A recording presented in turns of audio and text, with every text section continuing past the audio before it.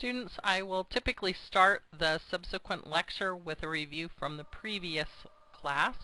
And so I'd like to review really quickly some things about white blood cells. So we had a term called leukocytosis, and so if you saw that in a patient's chart, can you kind of try and think in your head, or you can write it down if you want to. You don't have to send anything to me.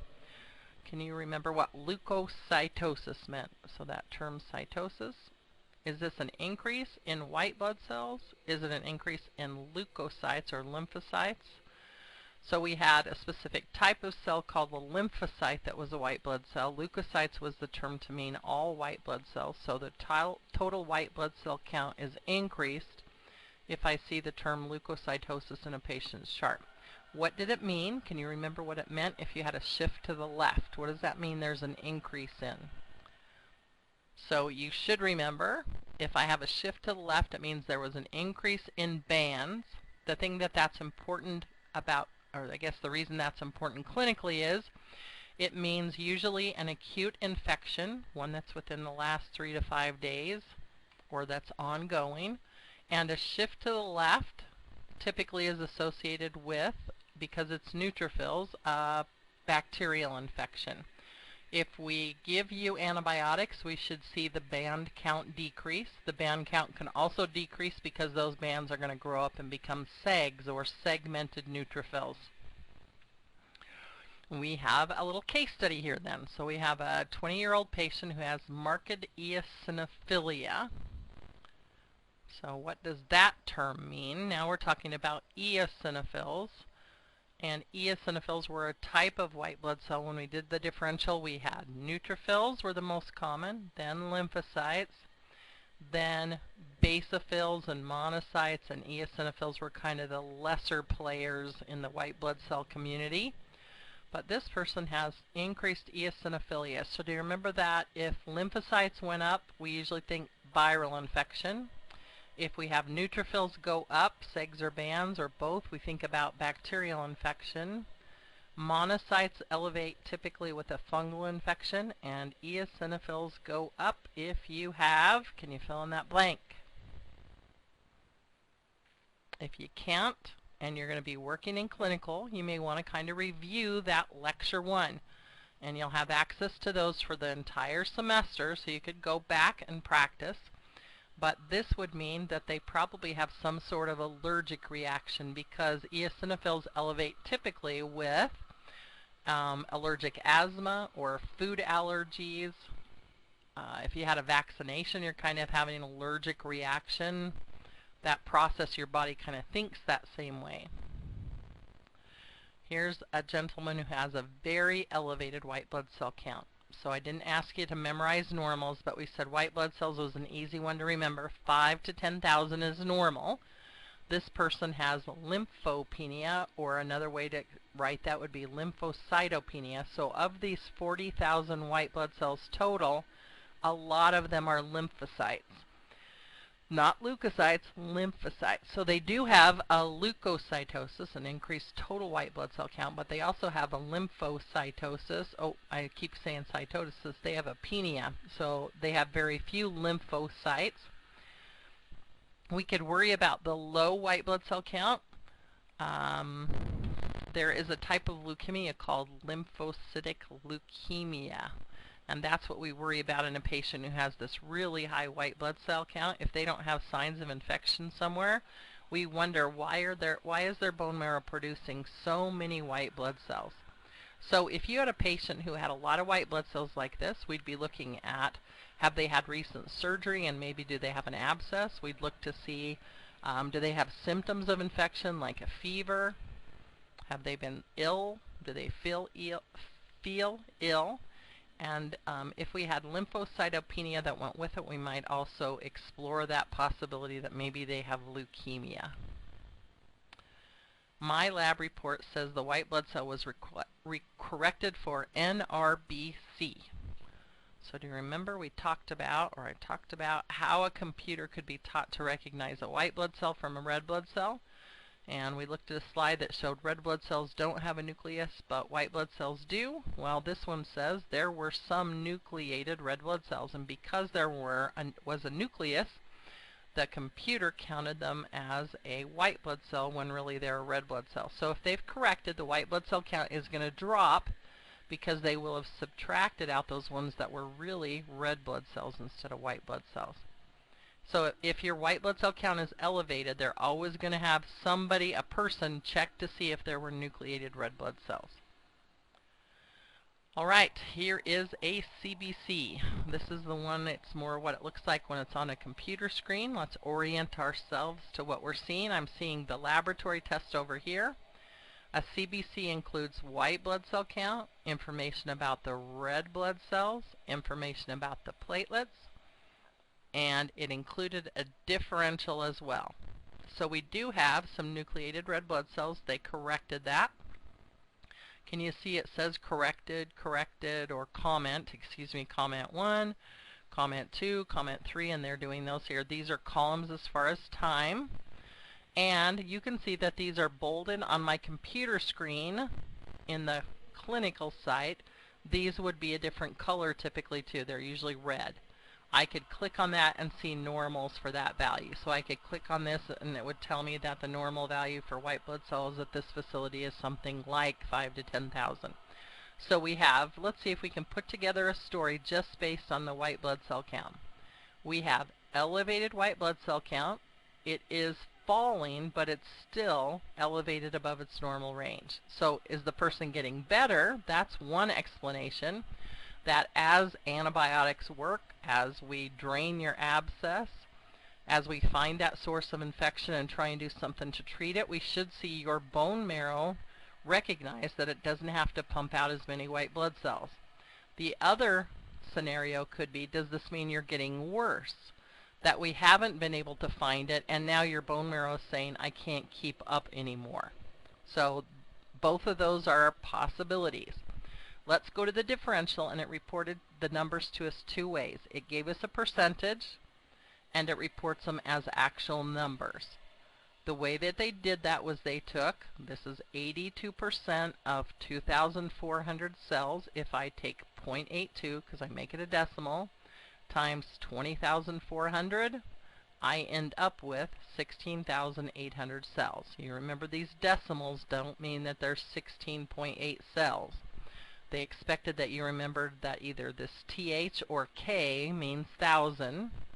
So we have white blood cells present in 1,000. There are 16,000 of those 20,000 cells that are neutrophils.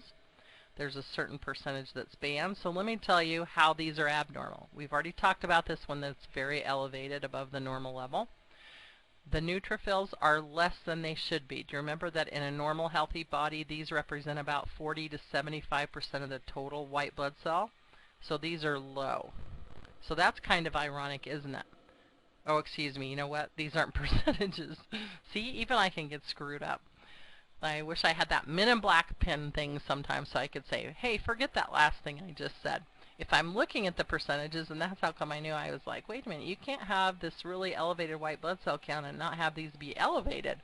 So here is an elevation above that like 75% threshold in our neutrophils. Here's our bands. Bands should be about 3 to 5% of the total, so our band count was elevated. Those bands then grew up and became segmented neutrophils. So over time, look at this, this is almost 24 hours. These baby bands grew up and became segs, and they do that pretty quickly, or they became full-size neutrophils. So sometimes the lab will say segs, sometimes they just say neutrophils, and they expect that you know that's the mature one, and the bands are the immature one. The next thing we're going to do is look at the lymphocytes. The lymphocytes are low, so I could say, well, am I worried about the low one, or am I worried about the high one?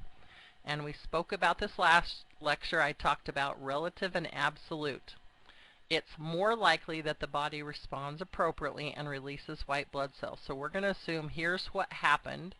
Because the neutrophils and band neutrophils are increased, because these have to total 100, that means one cell count or the next most common cell count is probably going to decrease. So do you remember that lymphocytes were the next most common cell type of white blood cells? So our lymphocyte is decreased relative to because of the increase in neutrophils. And then we have our little basophils here within their normal limit. Our monocytes are within their normal limits, and they didn't even measure any eosinophils. But you can tell the normal for these would be like 0 to 5.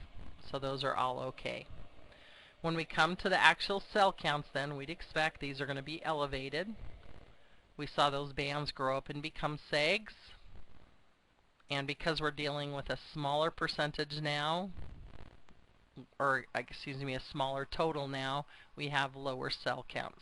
So I would say the band count is coming down. That could mean that the body is not responding appropriately and it's losing the battle for infection.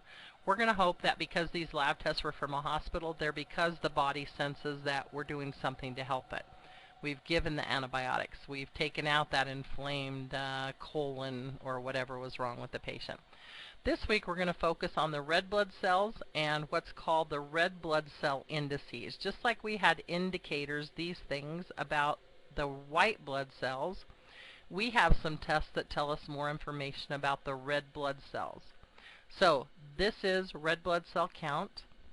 This is hemoglobin and hematocrit. So I'll start the lecture by talking about those things. But then I'm going to move to some tests that if you ask people in the hospital, a lot of people may not know what these are. They may say, oh, I learned about them in school and I don't remember what they do. But they basically give us more information about the red blood cell.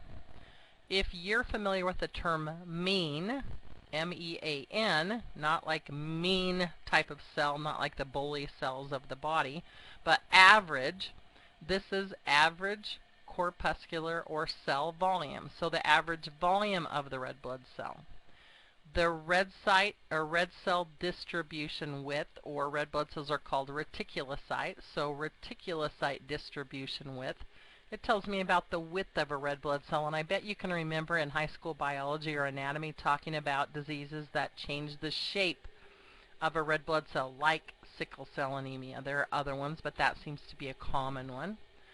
Mean cell hemoglobin, so the average amount of hemoglobin that's on a red blood cell, and mean cell hemoglobin concentration, I guess in relationship to all of the other hemoglobin or cells that are the other red blood cells, how much is this one carrying of that overall hemoglobin concentration. So they kind of look similar, and if you look, the results are kind of similar too. All right, so let's practice kind of putting some pieces together. So I have another CBC here. Let's look at your white blood cells. They've given you the normal range here, and here's this person's white blood cells. So initially, we can see this pattern after surgery. When they do surgery, there's inflammation. They disturb things, and so a person comes in and they have an infection, so their white blood cells elevated, and we get a report back in a few hours and it's elevated, and we say, gosh, I thought we were going to make them better. We are going to. We should hopefully, and look how quickly it did start to trend downward. Here's 2 o'clock in the morning. If you're not familiar with military time, this was 9:29 at 2 o'clock the next morning and at 6 o'clock the next morning. So we are seeing that improve. It was this little spike we might see after surgery because of that inflammation. Red blood cells. Red blood cells are present in the millions as opposed to white blood cells, which were present in the thousands.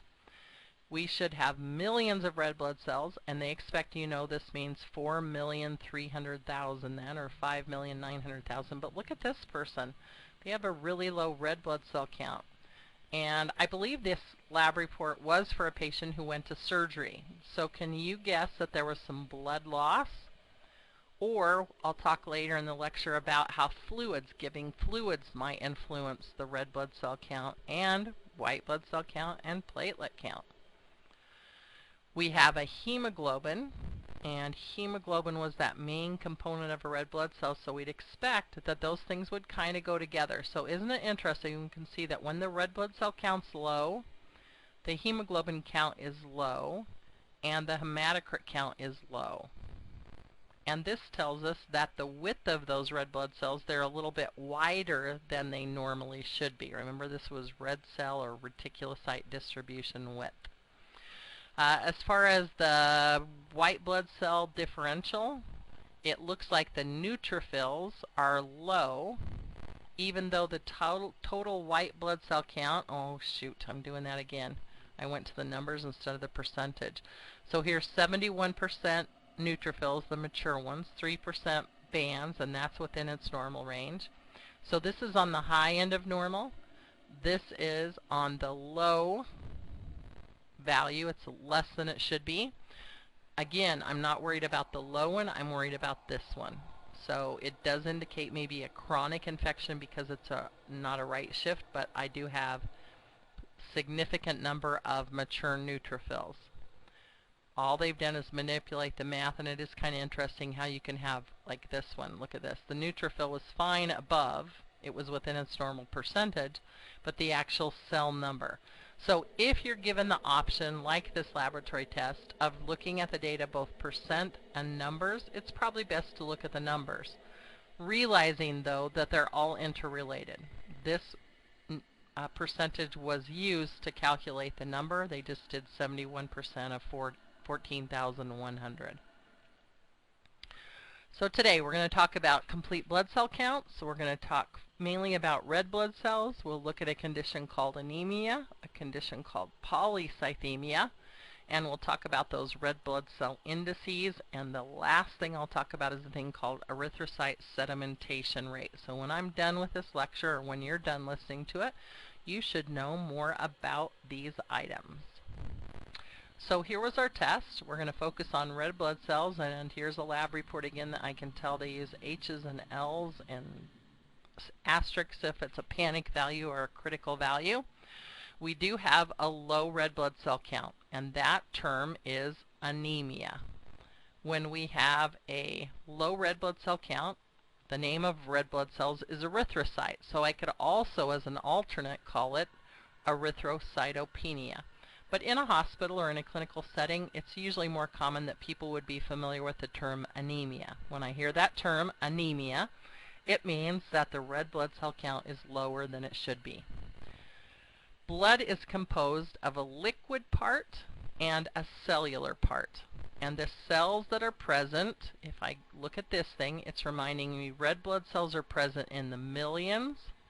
White blood cells are present in the thousands, and then there would be platelets. So the thing they haven't labeled here is mixed in with these red blood cells, there would also be platelets.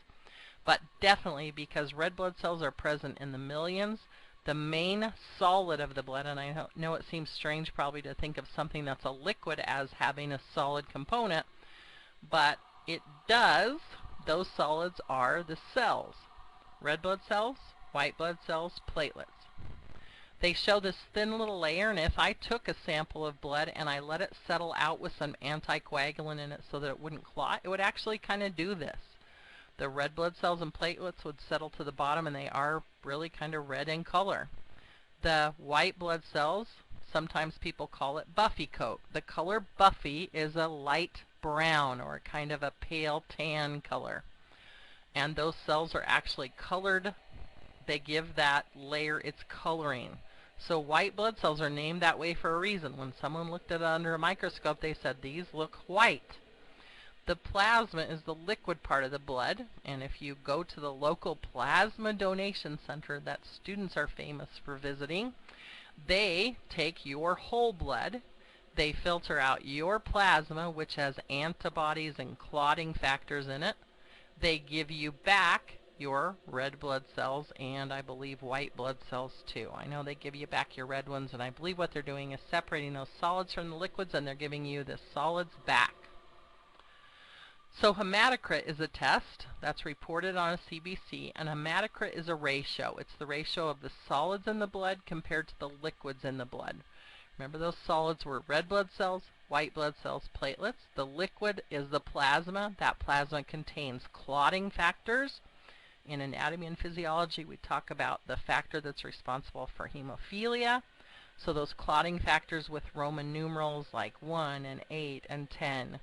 And then we have antibodies that protect us against infections, or if you've had a vaccination, maybe you're vaccinated against measles. To go to a clinical facility, you get a titer, and those antibodies are present in your plasma. So a mathematical formula here, solids divided by liquids. So what factors would cause an increased hematocrit? Mathematically, what would I need to do to get a higher number, a higher percentage? When we do ratio calculations, we get a percentage. When I compare the ratio of solids to liquids, the label for hematocrit is a percent. So I'm going to go back here for just a minute. Look at the label for hematocrit. It's a percent. The solids compared to the liquids, the normal is your blood is about 40 to 50% of the solids compared to the liquids. So mainly blood is liquid with about half, a little less than half, of solid. And I don't want to end the show. So I could increase the solids. That would give me a higher percentage. I could decrease the liquids, and we call that dehydration. I could have a combination of the above.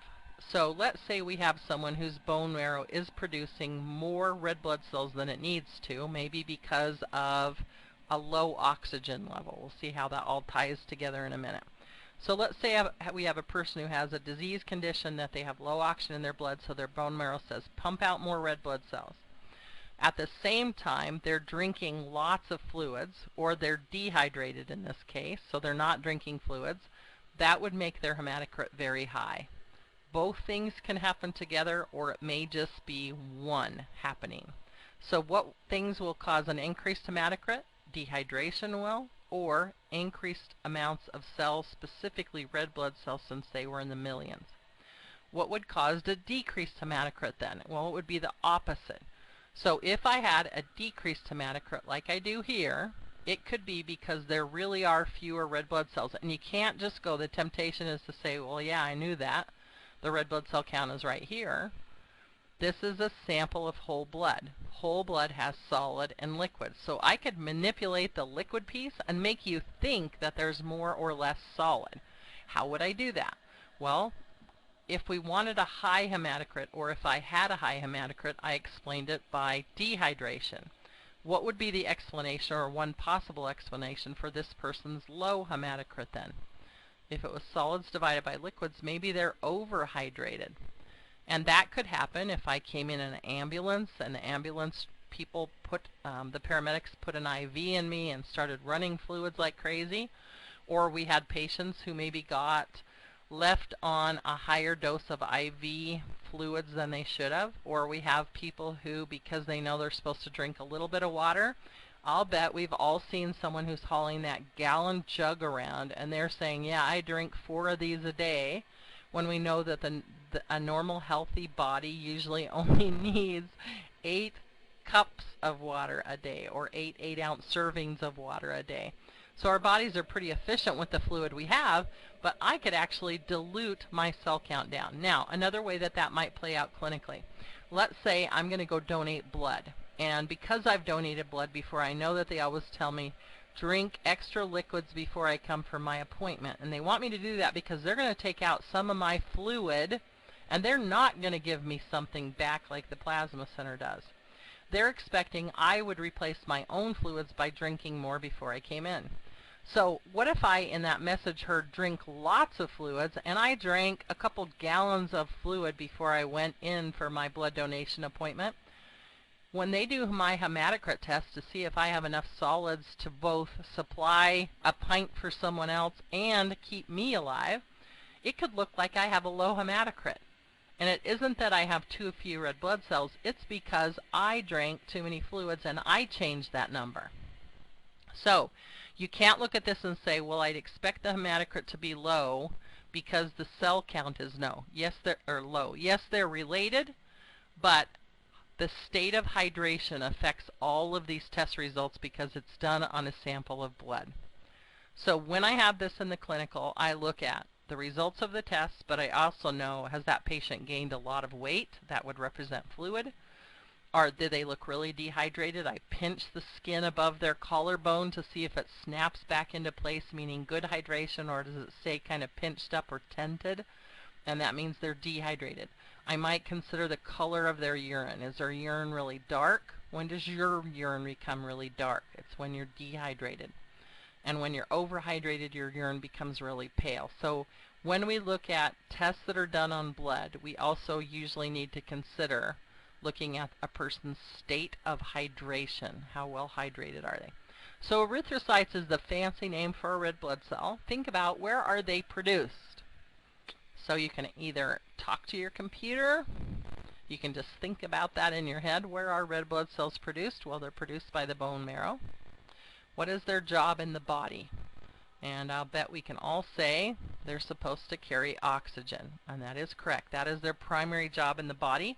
They also play a little bit of a role in acid-base balance and other processes. What is the primary component, or what is the main thing that a red blood cell is made up of? Well, an erythrocyte gets its red color from the heme, the hemoglobin. So the primary component of a red blood cell is hemoglobin, and that is the part of the red blood cell that carries the oxygen. What's the normal life expectancy of a red blood cell? Do you remember that? The normal life of a red blood cell is about 120 days. So every 120 days, not all your cells are dying at the same time, but your spleen is responsible for kind of filtering out those old blood cells, and your bone marrow makes new ones. So about the life expectancy of a red blood cell is about 120 days.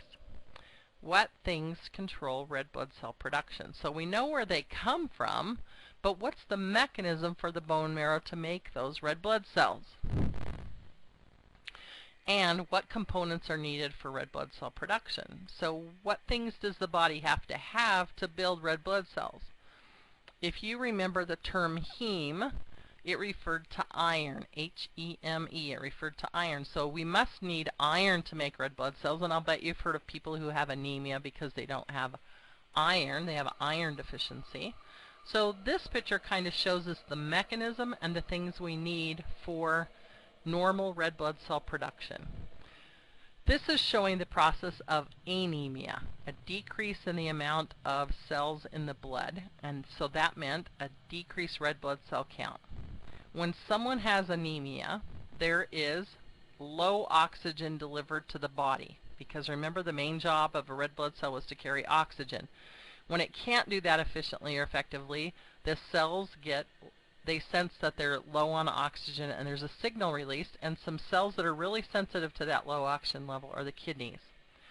When the kidneys sense the oxygen levels are low, they release a hormone called erythropoietin. I bet some of this is sounding familiar.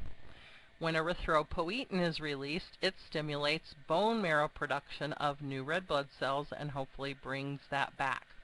So now I want you to think, this is so interesting to me, because think if you're a competitive athlete. We just had the Olympics, and you think of where Olympic training centers are located. How are they using this process?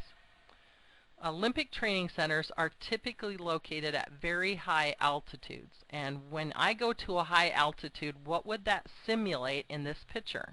Well, when I go to high altitude, there's still 21% oxygen there, but there's less pressure. That would start pushing my body into a hypoxia, especially if I was training significantly. Because my kidneys become hypoxemic, what do? They release erythropoietin. What does that cause? My body produces bone marrow. So tell me about an athlete at the Olympic Training Center, and they're working out. Guess what their body is actually doing? It's naturally producing some of its own red blood cells. Now we could do a couple things with those. The legal thing to do is you train at high altitude, and your body makes its own red blood cells, and then you drink fluids to kind of balance out those extra cells. They were not anemic to start with, were they? They were simulating that anemia by going to high altitude. If I'm unethical, how do I make my body produce more red blood cells as an athlete? Well, they used to use the drug erythropoietin. And we use erythropoietin or epoietin in the hospital, and there's some brand names for it, but the generic is epoietin. We use it to stimulate red blood cell production from the bone marrow. So for that to work, I'm going to have healthy bone marrow, and I'm going to give this hormone, erythropoietin, to you in drug form or pill form or shots. Typically it's given in a shot. You would start to complain of achy bones, and that would mean it's working, because that would mean the bone marrow is producing those red blood cells. And then we would do a reticulocyte count. Reticulocytes are baby erythrocytes.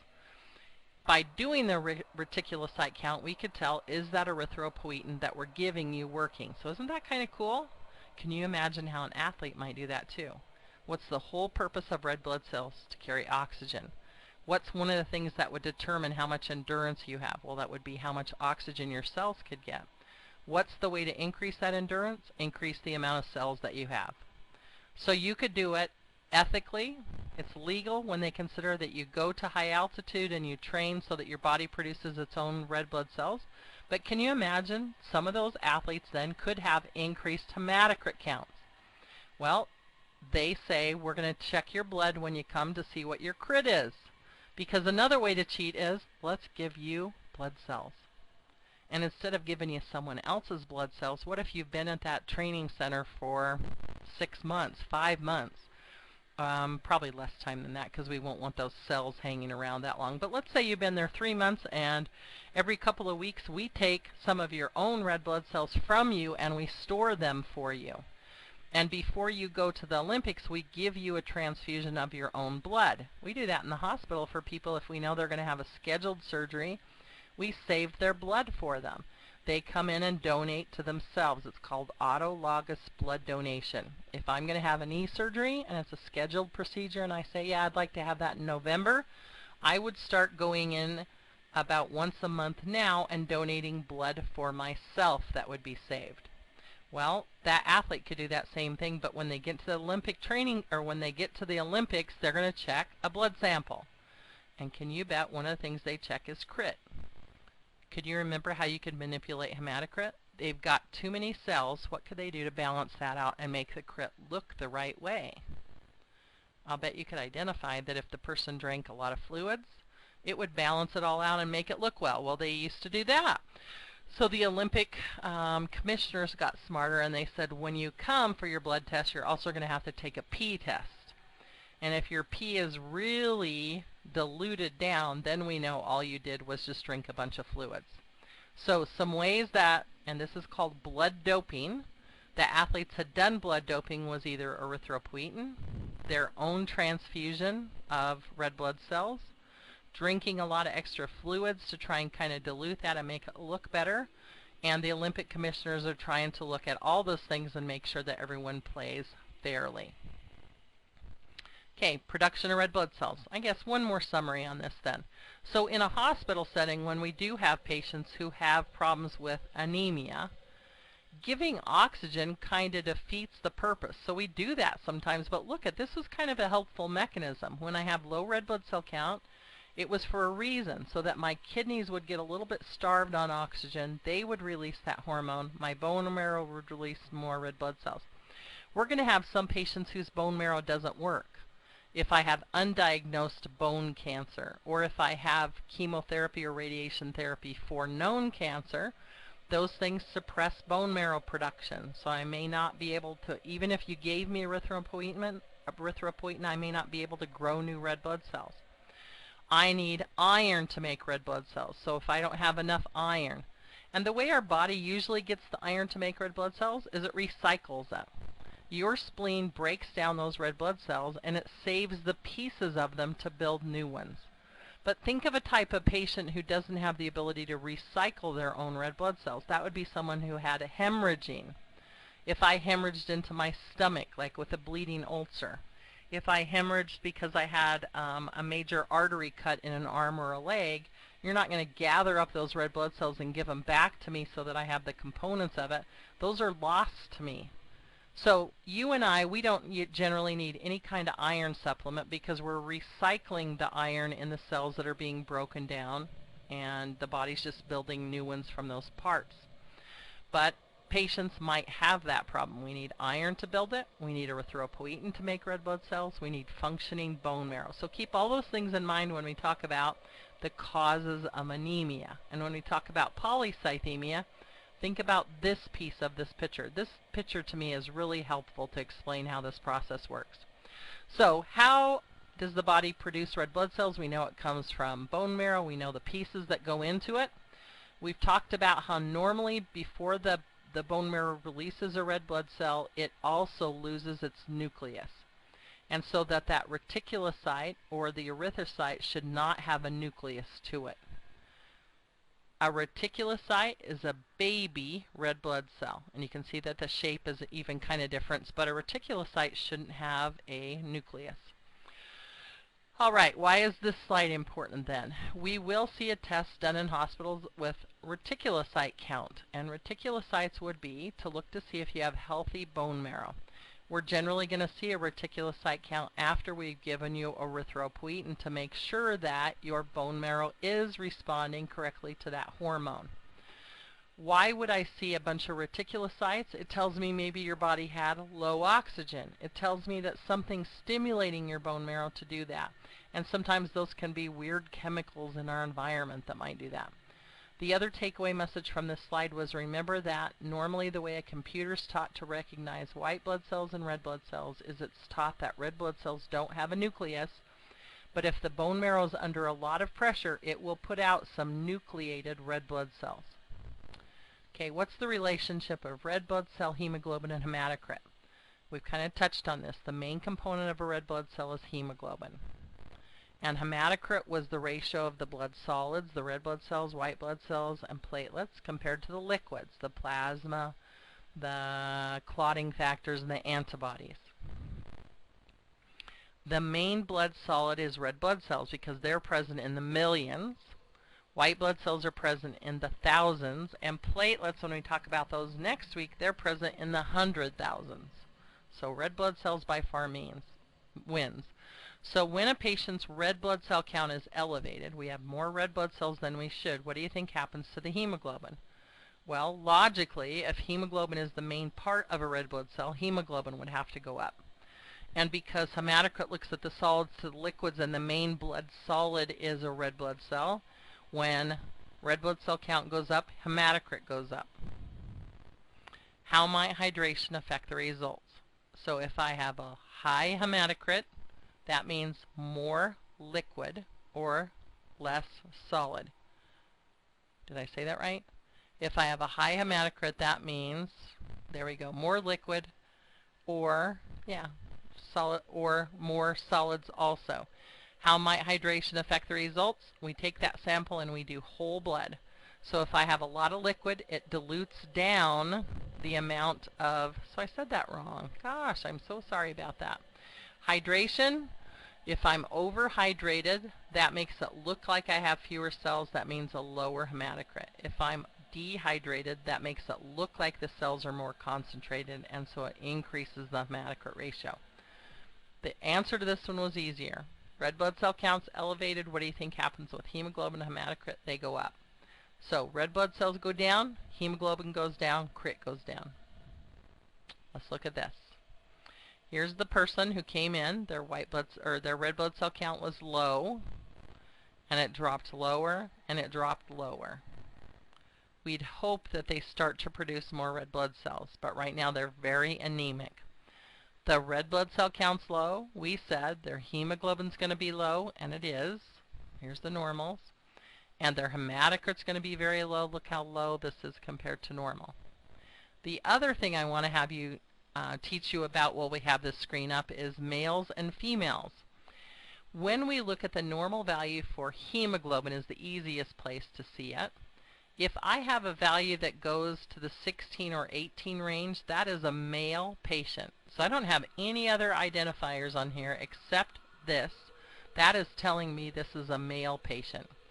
In females, because of menses is the reason they advertise, but that seems kind of ironic because we use the same lab values for someone who's gone through menopause who doesn't have menses anymore, or for a young girl who may not have started. But the normal value for hemoglobin for women is lower. Their maximum is going to be in the 14 range. So if I'm seeing a hemoglobin that goes from 12 to 14, now I'm dealing with a female. If I'm seeing one like this that goes up to the 16 range, or maybe even as high as 18, I'm dealing with a male patient. So this is a a male patient. They have anemia, and when you have anemia, our hemoglobin's going to have to be low, our crit is going to have to be low. The other thing that could have caused this, though, it can make it look like you have anemia, and we would say you have anemia based on these lab results. But the other thing that could cause this is very overhydrated person. If I drank lots of fluids, that would make it look like there were less solids, even though there may be not. But that happens so rarely, we're usually safe to just say, yes, they have anemia, and maybe hydration plays into it. Okay, what's the mathematical relationship of hemoglobin and hematocrit? So look at the mathematical relationship here. Mathematically, what would I have to do with this number to get this number? Mathematically, what could I do with this number to get this number? And you can see it's pretty much divisible or multiplying 3. If I take the hematocrit and divide it by 3, it estimates hemoglobin. If I take hemoglobin and multiply it by 3, it estimates hematocrit. Let's see if it works here. Here's a hemoglobin of 5, times it by 3, that estimates crit. Yeah, it worked. If you know the crit, divide it by 3, and you can estimate hemoglobin. So why is that a value? When I go donate blood, or if you've gone and donated blood, they do a test before you ever donated, and they do a hematocrit. They take your finger and they poke it, and they collect a few drops of blood, and they put it in a little machine that spins it, and that little spinner thing will tell them your hematocrit. It estimates it for it. So they take that hematocrit, divide it by 3, and estimate your hemoglobin. In clinical, sometimes we don't want to do a complete blood cell count. We just want to do a finger poke. So we may be able to get your crit and estimate your hemoglobin. In the hospital, we love to use initials. A hemoglobin and hematocrit are called an H and H. So if someone says on one of those medical shows, what's your patient's H and H, or the patient's H and H is, they always put hemoglobin first and hematocrit second, and you would know that based on hemoglobin will always be the lower of those two numbers. Hemoglobin's always going to be about a third of your hematocrit. And if you look, it's just kind of magical that relationship works, because one's reported as percents and one's reported as grams per deciliter, which means 100 milliliters. Okay, so if on the quiz this week I say you have a patient who has a hemoglobin of 10, what is their estimated hematocrit? Well, it would be times 3, so they would probably have a hematocrit of about 30. If I said you have a patient who has a hematocrit of 10, think of what their hemoglobin would be. It's only going to be down in the 3 range, so they would be extremely anemic. Usually we use hemoglobin as a guide for when to give a patient a transfusion. And if your hemoglobin is usually less than 6 is the cutoff point we use. Some places will be a little more aggressive and use a hemoglobin of 8. But most places will let your hemoglobin get clear down to 6 before they transfuse you. So it's really ironic that we saw this happen. Usually you would have seen drop, drop, give a transfusion, and then see a bump in it. So I could tell, hey, they gave a transfusion and bumped those numbers up. This is unlikely that they let it go this long, that this person was that anemic. Okay, so we talked about a couple things right there. We said anytime you have a low red blood cell count, you're also going to have a low hemoglobin and a low crit. And hopefully you understand the pattern there. You can estimate your hemoglobin if you have your crit by dividing your crit by 3. If you have your hemoglobin, you could multiply it by 3 and estimate the hematocrit. Anemia is a red blood cell count below the normal range. If you use the term erythrocyte, could you tell what term you would use? So we use penia, so erythrocytopenia, but the more common thing is definitely going to be anemia. And in reference to the components needed to produce red blood cells, can you think of some of the causes of anemia? So this is types of anemia. Aplastic. Sorry, I'm going to give you a second just to find that part in your notes. Aplastic is a term we don't hear that often, and it's not that common of a cause of anemia. But aplastic anemia, if I'm working with chemotherapy patients, if I'm working with people who have had environmental exposure to different toxins, I might see a patient who has aplastic anemia, and that is the bone marrow is not working efficiently, or you have a condition where we have suppressed the bone marrow intentionally. So aplastic, the cause of anemia is due to a lack of functioning bone marrow to produce or keep up with production of red blood cells. Hemorrhagic, I bet you could look at that term and tell me the cause of a low red blood cell in this patient. So this is going to be common in patients who've had trauma. We have patients who bleed because of bleeding ulcers, or we'll talk about conditions like cirrhosis of the liver, and that leads to esophageal varices, and you have some blood vessels in your esophagus that rupture, and they bleed. So bleeding from somewhere can cause anemia. Hemorrhagic anemia is the term we give that one. Hemolytic. So hemolysis is destruction or rupture of a red blood cell. The examples of this one would be things like Rh incompatibility. So I'll bet somewhere in your training you've learned about Rh positive and Rh negative. And we generally don't have problems with those. We like to know what type you are, what your blood type is. But it does become a concern if we have a mother who's Rh negative and they're having a second, third, fourth baby. It's usually not an issue with number one, but it is for subsequent pregnancies. If the baby has an Rh positive status, then the mother's body produces antibodies against that. And so those antibodies could cross the placenta and result in the death of a baby, of the fetus. So hemolytic anemia, it's Rh incompatibilities. There's another type of blood discrepancy between moms and babies called ABO incompatibility. If a mom has O blood and a baby has A or B blood, or AB blood, there can be an incompatibility between the mom's and the baby's blood type. It's definitely less severe than the Rh factor. This can happen if we gave someone a transfusion. We worry about hemolytic anemia. So when we give a person a transfusion, even if we've done good matching of those blood types, we watch them and monitor them very closely that first half hour to make sure that they don't have symptoms suspicious for hemolytic anemia. Hemolytic anemia could happen in sepsis. There are bacteria and viruses that release toxins that could destroy red blood cells. So hemolysis is rupture of blood cells. We're going to see it mainly in things that are infection in the bloodstream, that maybe that infectious agent releases those toxins that target red blood cells, or we're going to see it in Rh incompatibilities between moms and babies, or somebody who had a transfusion reaction. And they can be severe enough that they kill you. Pernicious anemia. This is a lack of vitamins, and specifically the B vitamins, B12 and B6. So when we looked at that picture of things that we need for red blood cells, I talked about iron, but I neglected to talk about the vitamins that we need. We need certain vitamins, specifically those B vitamins, niacin, to grow red blood cells. So this is, pernicious anemia is telling you the cause of this person's low red blood cell count is they don't have good vitamin intake.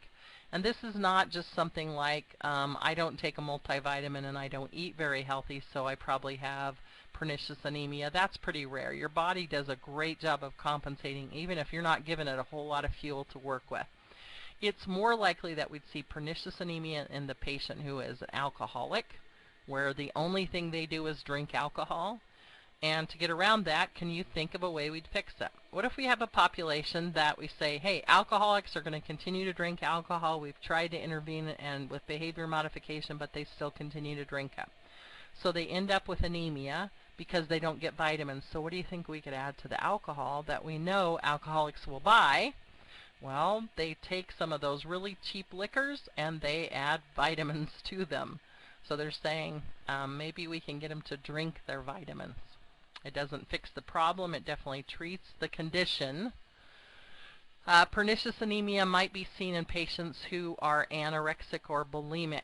So if I'm always throwing my food up and I never let my body break it down and absorb those nutrients, I could end up with pernicious anemia, a low red blood cell count because of that. If I have Crohn's disease or irritable bowel disease where maybe I eat and then I just have diarrhea all the time, my food is not staying in my intestines long enough to be absorbed. So if I have problems with, maybe I've had a surgery and I've had a lot of my colon removed.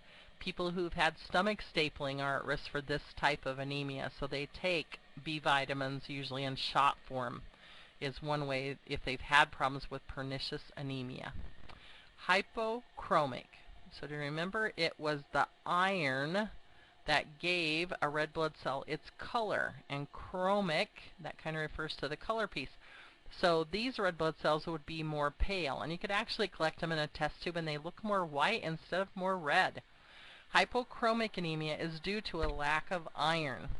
And we said usually that's pretty rare because the body's just recycling red blood cells, but if the person had lost it due to blood and wasn't able to recycle the iron, they could have hypochromic anemia. What are some complications of anemia? So what do you think would happen to a patient's energy level if they had a low red blood cell count? And why do you think that would happen? So I hope that you can kind of think through, if red blood cells carry oxygen and that's their main job, and if I don't get oxygen to my cells, I'm not going to have much energy. So while I'm not delivering oxygen, that's why my energy level would go down. What would happen to the patient's color? Well, we go back to hypochromia. And I said that blood cells appear more pale, while the person's skin would appear more pale. What would indicate an appropriate body response to anemia? So if I have low red blood cell count, my color changes not just because I don't have the iron piece, it's just that I don't have enough blood cells in general. What would indicate an appropriate body response to an anemia? My bone marrow should start to produce more. I should have a little bit of hypoxemia, especially to my kidneys. That would release that erythropoietin. So I'd like to see some reticulocyte action when I do a lab test. At what levels do we consider blood transfusion? And I talked to you and I said most facilities are going to use a hemoglobin of 8 grams per deciliter or 6 grams per deciliter, something less than that. And the value of the reticulocyte count would be to see if your body can make reticulocytes, then our epoietin treatment is working, or your bone marrow is at least still capable of responding because of your own hormone being released from the kidneys. Now, that kind of brings up an interesting thing I hadn't mentioned to you in the lecture on white blood cells. Just like we can grow new red blood cells by giving you erythropoietin and having your bone marrow make it, do you imagine because of that there were some scientists that looked at white blood cells and they said there's got to be something in the body that releases or that causes the trigger of white blood cells, and they found some stuff called granulocyte colony stimulating factor. So we shorten that to its initials, GCSF, granulocyte colony stimulating factor, and it makes a person grow more white blood cells. So there's a commercial on TV, and this one is for the red blood cell erythropoietin drug. It shows a lady who's had her cancer treatments, and she said, I was so tired after my cancer treatments that I couldn't run after, my grandkids. I had little energy, and so my doctor gave me these magical shots, and I feel so much better. Well, those shots were red blood cells. If I'm having cancer treatment and my white blood cell count is low and my bone marrow is still capable of working, we give you erythropoietin. Those granulocyte colony stimulating factor shots are given usually into the belly, and that person would complain of deep bone pain as their body is making white blood cells. So GCSF, we can make the bone marrow make white blood cells. We can give erythropoietin to make your body give red blood cells. If we give you erythropoietin, we also are giving you iron. So those two would be pretty commonly given together.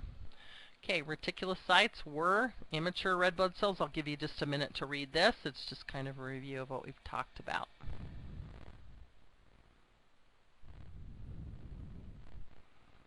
So I'm not going to put something on the quiz that says, what was the dye that they use when they're doing a reticulocyte count?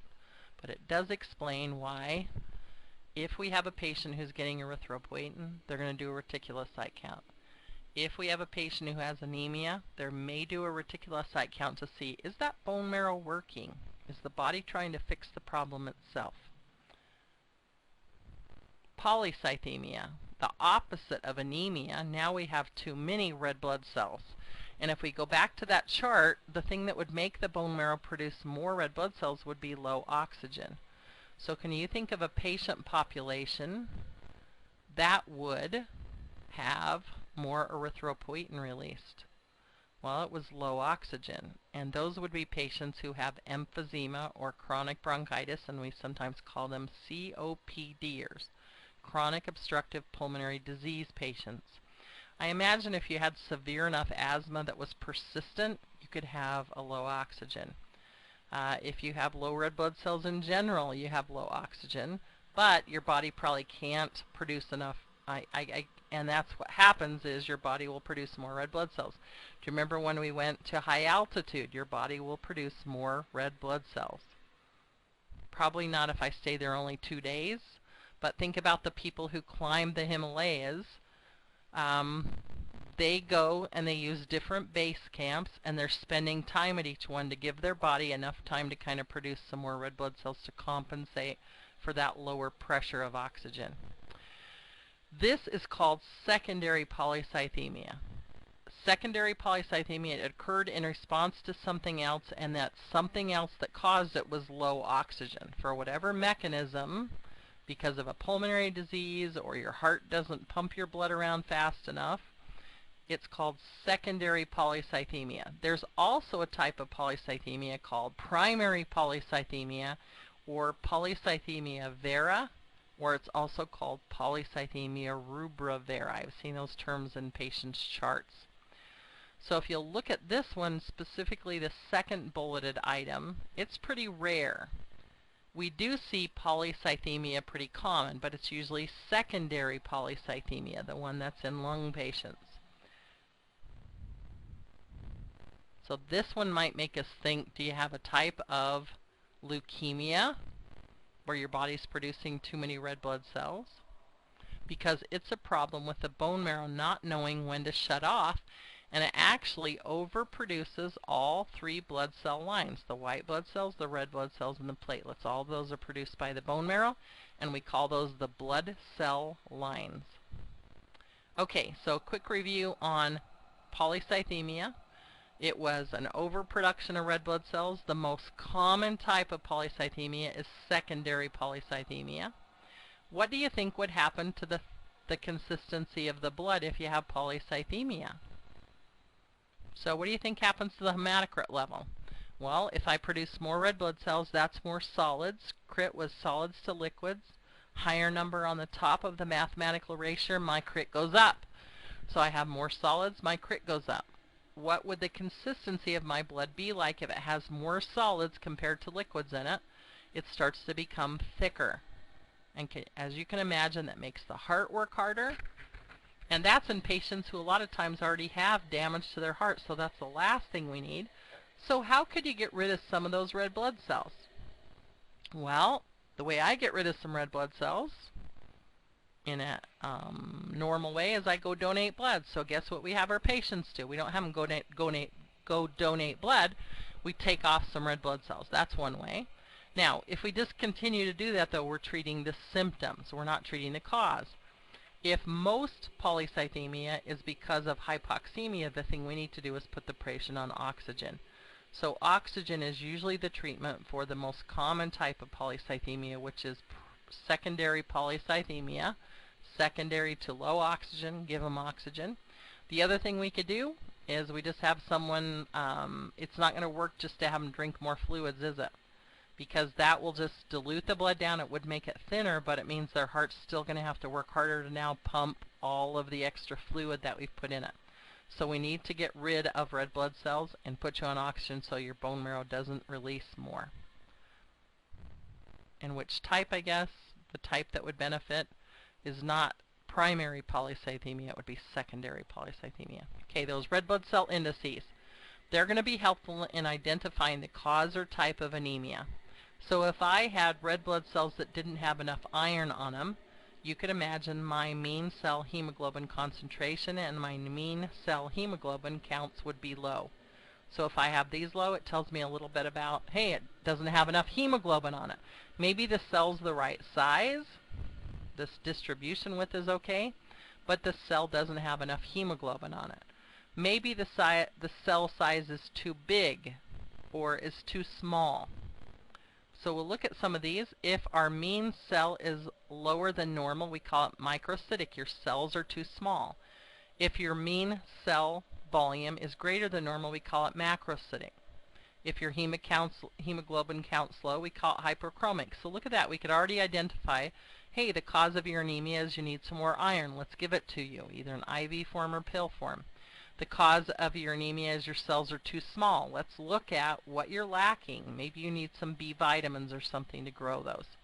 So here's a patient who has a low red blood cell count. We're going to see that low hemoglobin, low crit to go with it. We're going to come down here and see if we can identify the cause of their anemia. It looks like their hemoglobin count is normal. It's actually a little bit high. So I wouldn't say, oh, it's iron deficiency or hypochromic anemia, because their hemoglobin count is okay. This mean hemoglobin amount on each cell is okay. Their red cell distribution width, their cells are actually beefier than they should be. They're big. Maybe they're getting broken down more. Maybe that could be a cause of the anemia. And the last thing, so you know you're to the end, is called erythrocyte sedimentation rate. And if you think about this name, an erythrocyte is a red blood cell. Sediment is settling. So how fast do red blood cells settle out? So they take a tube that's filled with whole blood, anticoagulated blood, and it's going to separate kind of like that test tube I showed you at the beginning of class. It's going to separate into the solids and the liquids. And they're going to look at how quickly do the red blood cells settle out. Well, red blood cells fall. They're supposed to fall or settle out at a specific rate. But when red blood cells have inflammation or there's infection present, guess what happens? They become more sticky. So even though white blood cells are the cells fighting the infection, red blood cells can kind of give us an indicator of inflammation or infection. So if there's inflammation or infection in the body, the red blood cells become stickier. And can you imagine if I join with 5 other red blood cells, we're going to settle out quicker than one blood cell all by itself. So the more that we clump together, even though we've been anticoagulated, the more we kind of stick together, the quicker we fall out. So measurement of the sedimentation rate is useless if we do it just by itself. It's going to be in combination with symptoms. There's certain conditions we might use it with. So what does it mean if they have an increased sed rate? It meant the red blood cells settled out quicker. And an increased sed rate means increased inflammation or infection in the body. We might use the sed rate in a patient who has arthritis. Rheumatoid arthritis is a chronic condition. That patient would typically be given some sort of steroid or non-steroidal anti-inflammatory drug that they take. And so the doctor might say, once a month for a while, I want you to come in and we're going to do a sed rate. If your sed rate's high, we don't have you on enough medication, right? Because arthritis has an inflammatory piece to it. And so we'd like to see that number come back to its normal range if your treatment's working correctly. Similarly, if a patient had an infection like pneumonia or tuberculosis, that would cause an increased sed rate. So an increased sed rate combined with an increased white blood cell count tells us there's inflammation or infection. Okay, one last thing then. Patient has, let's see what else we use that with. If they have lupus, lupus is a chronic inflammatory condition. It's one where the body kind of has an immune reaction to itself. If you have lupus, we give you anti-inflammatory drugs. So what if your sed count is really, really low? Well, maybe we could back off on your medications a little bit. If your sed count was really high, then we know we need to give you more of those anti-inflammatory medications. Okay, that's it. If you have any questions, you're always welcome to call me. And remember, you have 2 attempts on your quizzes. You should be able to click on your score of quiz 1 on Monday. I'll open it back up. so that you can see what you got on your quiz and what were the right answers. So each Monday I'll try and remember to change the settings on the quizzes so your score becomes a clickable link.